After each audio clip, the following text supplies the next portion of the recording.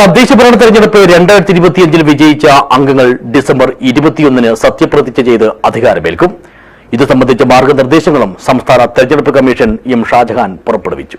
This news sponsored by ഗുണമേന്മയോട് കൂടിയ ഉൽപ്പന്നങ്ങൾ മിതമായ നിരക്കിൽ Srikrishna hardwares MG road Kasaragod. തദ്ദേശ ഭരണ സ്ഥാപനങ്ങളിലേക്ക് തെരഞ്ഞെടുക്കപ്പെട്ടവരിൽ മുതിർന്ന അംഗമോ അല്ലെങ്കിൽ മുതിർന്ന കൌൺസിലറോ ആയിരിക്കണം ആദ്യം സത്യപ്രതിജ്ഞയോ ദൃഢപ്രതിജ്ഞയോ ചെയ്യേണ്ടത്.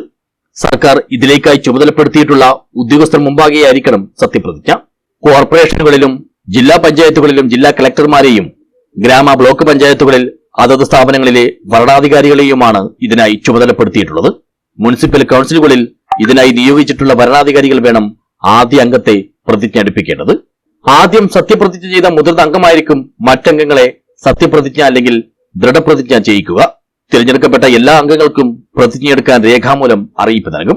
ഗ്രാമപഞ്ചായത്ത്, ബ്ലോക്ക് പഞ്ചായത്ത്, ജില്ലാ പഞ്ചായത്ത്, മുനിസിപ്പൽ കൌൺസിലുകൾ എന്നിവിടങ്ങളിൽ ഡിസംബർ 21 രാവിലെ 10 മണിക്കും കോർപ്പറേഷനുകളിൽ രാവിലെ 11:30 സത്യപ്രതിജ്ഞാ നടപടികൾ ആരംഭിക്കുക. സത്യപ്രതിജ്ഞാ ചടങ്ങ് കഴിഞ്ഞാലുടൻ തിരഞ്ഞെടുക്കപ്പെട്ട എല്ലാ അംഗങ്ങളുടെയും ആദ്യ യോഗം ആദ്യ പ്രതിജ്ഞ ചെയ്ത അംഗത്തിന്റെ അധ്യക്ഷതയിൽ ചേരും. ഈ യോഗത്തിൽ അധ്യക്ഷൻ, ഉപാധ്യക്ഷൻ, തെരഞ്ഞെടുപ്പ് സംബന്ധിച്ച കമ്മീഷന്റെ അറിയിപ്പ് എന്നിവ സെക്രട്ടറി വായിക്കും. സത്യപ്രതിജ്ഞാ ചടങ്ങുമായി ബന്ധപ്പെട്ട പ്രവർത്തനങ്ങൾ സമയബന്ധിതമായി നടക്കുന്നുണ്ടെന്ന് ജില്ലാ തെരഞ്ഞെടുപ്പ് ഉദ്യോഗസ്ഥർ നിരീക്ഷിക്കേണ്ടതാണെന്നും കമ്മീഷന് ഇത് സംബന്ധിച്ച റിപ്പോർട്ട് സമർപ്പിക്കേണ്ടതാണെന്നും സംസ്ഥാന തെരഞ്ഞെടുപ്പ് കമ്മീഷൻ പുറപ്പെടുവിച്ച ഉത്തരവിൽ പറയുന്നു.